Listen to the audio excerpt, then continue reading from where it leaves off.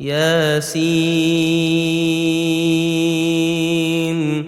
والقرآن الحكيم إنك لمن المرسلين على صراط مستقيم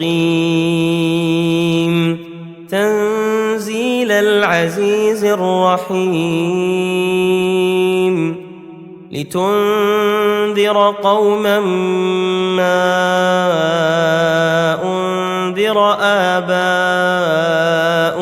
فهم غافلون لقد حق القول على أكثرهم فهم لا يؤمنون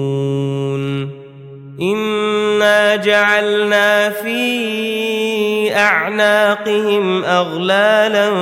فهي إلى الأذقان فهم مقمحون وجعلنا من بين أيديهم سدا ومن خلفهم سدا فأغشيناهم فهم لا يبصرون وسواء عليهم أأنذرتهم أم لم تنذرهم لا يؤمنون إنما تنذر من اتبع الذكر وخشي الرحمن بالغيب فبشره بمغفرة وأجر كريم إنا نحن نحيي الموتى ونكتب ما قدموا وآثارهم وكل شيء أحصيناه في إمام مبين واضرب لهم مثلا أصحاب القرية إذ جاءها المرسلون إذ أرسلنا إليهم 2 فكذبوهما فعززنا ب3 فقالوا إنا إليكم مرسلون قالوا ما أنتم إلا بشر مثلنا وما أنزل الرحمن من شيء إن أنتم إلا تكذبون قالوا ربنا يعلم إنا إليكم لمرسلون وما علينا إلا البلاغ المبين قالوا إنا تطيرنا بكم لئن لم تنتهوا لنرجمنكم وليمسنكم منا عذاب أليم قالوا طائركم معكم أئن ذكرتم بل أنتم قوم مسرفون وجاء من أقصى المدينة رجل يسعى قال يا قوم اتبعوا المرسلين اتبعوا من لا يسألكم أجرا وهم مهتدون وما لي لا أعبد الذي فطرني وإليه ترجعون أأتخذ من دونه آلهة إن يردني الرحمن بضر لا تغن عني شفاعتهم شيئا ولا ينقذون إني إذا لفي ضلال مبين إني آمنت بربكم فاسمعون قيل ادخل الجنة قال يا ليت قومي يعلمون بما غفر لي ربي وجعلني من المكرمين وما أنزلنا على قومه من بعده من جند من السماء وما كنا منزلين إن كانت إلا صيحة واحدة فإذا هم خامدون يا حسرة على العباد ما يأتيهم من رسول إلا كانوا به يستهزئون ألم يروا كم أهلكنا قبلهم من القرون أنهم إليهم لا يرجعون وإن كل لما جميع لدينا محضرون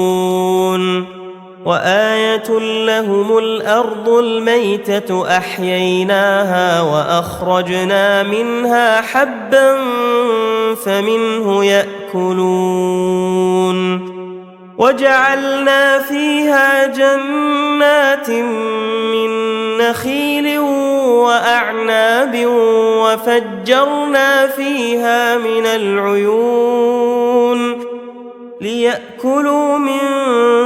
ثمره وما عملته أيديهم أفلا يشكرون سبحان الذي خلق الأزواج كلها مما تنبت الأرض ومن أنفسهم ومما لا يعلمون وآية لهم الليل نسلخ منه النهار فإذا هم مظلمون والشمس تجري لمستقر لها ذلك تقدير العزيز العليم والقمر قدرناه منازل حتى عاد كالعرجون القديم لا الشمس ينبغي لها أن تدرك القمر ولا الليل سابق النهار وكل في فلك يسبحون وآية لهم أنا حملنا ذريتهم في الفلك المشحون وخلقنا لهم من مثله ما يركبون وإن نشأ نغرقهم فلا صريخ لهم ولا هم ينقذون إلا رحمة منا ومتاعا إلى حين وإذا قيل لهم اتقوا ما بين أيديكم وما خلفكم لعلكم ترحمون وما تأتيهم من آية من آيات ربهم إلا كانوا عنها معرضين وإذا قيل لهم أنفقوا مما رزقكم الله قال الذين كفروا للذين آمنوا أنطعم من لو يشاء الله أطعمه إن أنتم إلا في ضلال مبين ويقولون يقولون متى هذا الوعد إن كنتم صادقين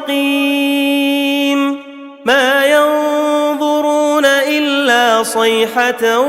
واحدة تأخذهم وهم يخصمون فلا يستطيعون توصية ولا إلى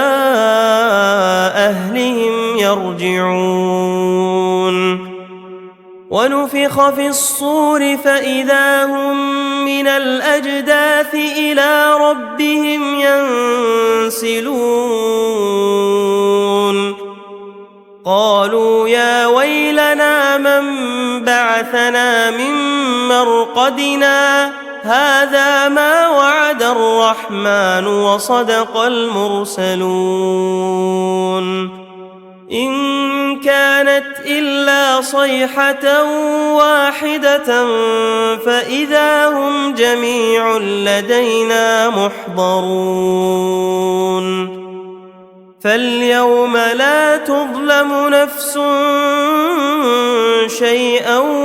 ولا تجزون إلا ما كنتم تعملون